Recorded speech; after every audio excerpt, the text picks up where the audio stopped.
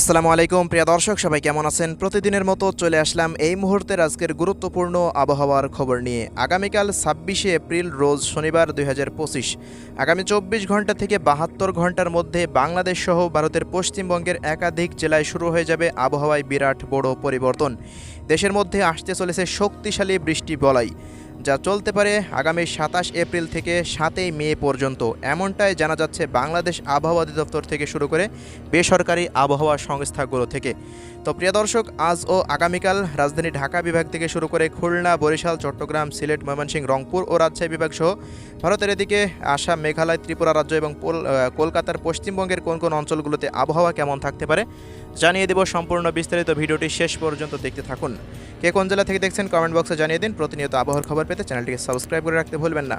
তো এই পর্যায়ে আমরা চলে আসলাম উপগ্রহ রাডারে। তো ভারতের কলকাতার দিক থেকে এদিকে রাজশাহী ও খুলনা বিভাগের প্রত্যেকটা অঞ্চলের আকাশ কিন্তু পুরোপুরি পরিষ্কার। সারাদিন ছিল তীব্র তাপপ্রবাহের দাপট। পাশাপাশি এদিকে বরিশাল বিভাগ সহ ঢাকা, ময়মনসিংহ এবং রংপুর বিভাগেও একই পরিস্থিতি। তবে সিলেট বিভাগের দু এক অঞ্চলের ওপরে তৈরি হচ্ছে তীব্র কালবৈশাখীর মেঘ। রাত্রিকালীন সময়ে আবহাওয়াবিদদের মতে সিলেট, সুনামগঞ্জ, মৌলভীবাজার, হবিগঞ্জ জেলাতে আজ রাতেই বৃষ্টিপাতের সতর্কতা থাকছে প্রত্যেক দিনের মতো। এছাড়াও এদিকে ভারতের শিলিগুড়ি, দার্জিলিং, জলপাইগুড়ি, আলিপুরদুয়ার, কোচবিহার, কালিম্পংয়ের দু এক অঞ্চলে কিছুটা ঝড় বৃষ্টি থাকতে পারে। সামুদ্রিক আবহাওয়া পরিস্থিতিতে আগামী 10 দিনের মধ্যে নিম্নচাপ তৈরি হওয়ার সম্ভাবনা নেই, তবে স্থল নিম্নচাপ তৈরি হতে পারে আগামী 28 তারিখ নাগাদ। তো 28 তারিখের পর থেকে কিন্তু আবারও ব্যাপক ঝড় বৃষ্টি শুরু হয়ে যাওয়ার সম্ভাবনা রয়েছে। তো আমরা শুরুতেই দেখে নেব শনিবারের আবহাওয়া পরিস্থিতি কেমন থাকবে। তো শনিবারের সকালের পর থেকে দেখা যাচ্ছে এদিকে খুলনা, বরিশাল, চট্টগ্রাম বিভাগসহ রাজশাহী, ঢাকা এবং কলকাতার প্রত্যেকটা অঞ্চল নিয়ে রংপুর বিভাগের প্রত্যেকটা অঞ্চল কিন্তু পুরোপুরি মেঘমুক্ত থাকছে। তেমন কিন্তু কোনো বৃষ্টিপাতের সতর্কতা নেই।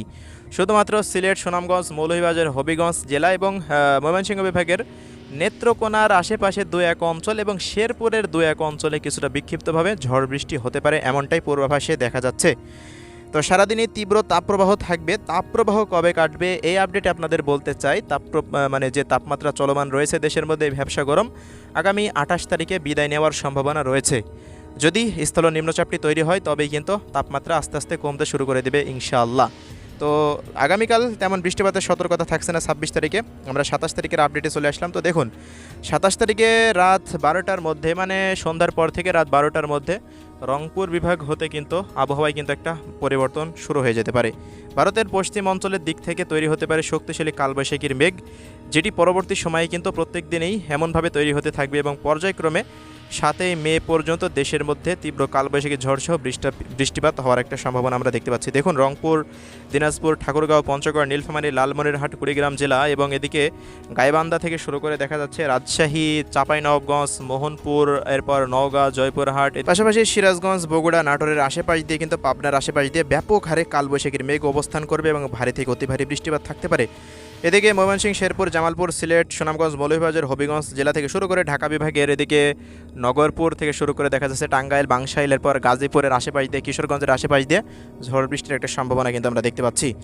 ভারতের এদিকে মালদা, মুর্শিদাবাদ থেকে শুরু করে নদিয়ার আশেপাশ দিয়ে কিন্তু ব্যাপক হারে বৃষ্টিপাত থাকবে। আসাম, মেঘালয় রাজ্যে কিন্তু তীব্র বজ্রপাত সহ ভারী থেকে অতি ভারী বৃষ্টিপাতের সম্ভাবনা রাত 12টার পর থেকে দেখা যাচ্ছে। 27 তারিখে আমরা এমন আপডেটটা কিন্তু এই মুহূর্তে পাচ্ছি।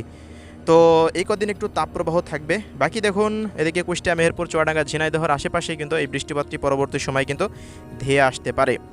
তো আগামী কয়েকদিন একটু ধৈর্য ধরুন। দেশের মধ্যে কিন্তু ব্যাপক হারে ঝড় বৃষ্টি আবারও প্রবেশ করবে। এই 2 দিনে আপনারা যারা রোদের কাজ করবেন অবশ্যই সেরে নিতে পারেন। পরবর্তী সময় কিন্তু মেঘ প্রবেশ করলে রোদের কাজে কিন্তু বাধাগ্রস্ত হতে পারেন। তো দেখুন, এদিকে একেবারে সাতক্ষীরা পর্যন্ত, মানে কুষ্টিয়া থেকে শুরু করে বাগেরহাট, খুলনা বিভাগের প্রত্যেকটা জেলাতেই তীব্র বজ্রপাত সহ ভারী বৃষ্টির সম্ভাবনা। ঢাকার এদিকে কিশোরগঞ্জ থেকে শুরু করে মাদারীপুর এবং এদিকে নগরপুর থেকে শুরু করে নরসিংদী, মুন্সিগঞ্জ, মানে প্রত্যেকটা জেলাতেই বৃষ্টিপাতের সম্ভাবনা কিন্তু আমরা দেখতে পাচ্ছি 28 তারিখে নাগাদ।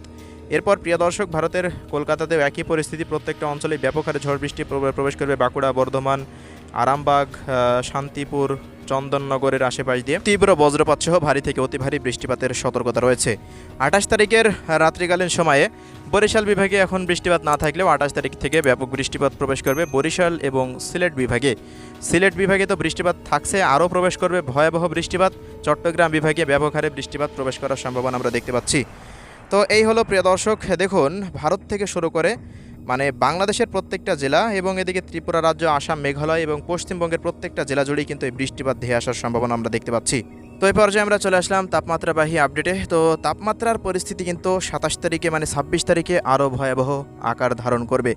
রাজধানী ঢাকা বিভাগ থেকে শুরু করে দেখুন প্রায় 40 ডিগ্রির উপরে কিন্তু তাপমাত্রা পরিস্থিতি উঠে যাওয়ার সম্ভাবনা কিন্তু আমরা দেখতে পাচ্ছি। বাকি রাজশাহী বিভাগ দিয়ে তো তাপমাত্রা বেশি আছে, আরও বেশি থাকার সম্ভাবনা, মানে 42 ডিগ্রি 43 ডিগ্রি থাকবে। খুলনা বিভাগেও একই পরিস্থিতি দেখা যাচ্ছে, শুধুমাত্র বরিশাল, চট্টগ্রাম, সিলেট এবং এদিকে ময়মনসিংহ বিভাগে তাপমাত্রা তুলনামূলকভাবে একটু কম থাকার সম্ভাবনা রয়েছে। ভারতের পশ্চিমবঙ্গে তীব্র তাপদাহ বয়ে যাচ্ছে, এটি অব্যাহত থাকতে পারে। তো আগামীকালও একই পরিস্থিতি থাকবে, 28 তারিখ থেকে আস্তে আস্তে তাপমাত্রা কমতে শুরু করে দিবে ইনশাআল্লাহ। তো আজকের ভিডিও এতটুকুই, পরবর্তী কোনো আপডেট আবার দেখা হবে। ভালো থাকবেন, আল্লাহ হাফেজ।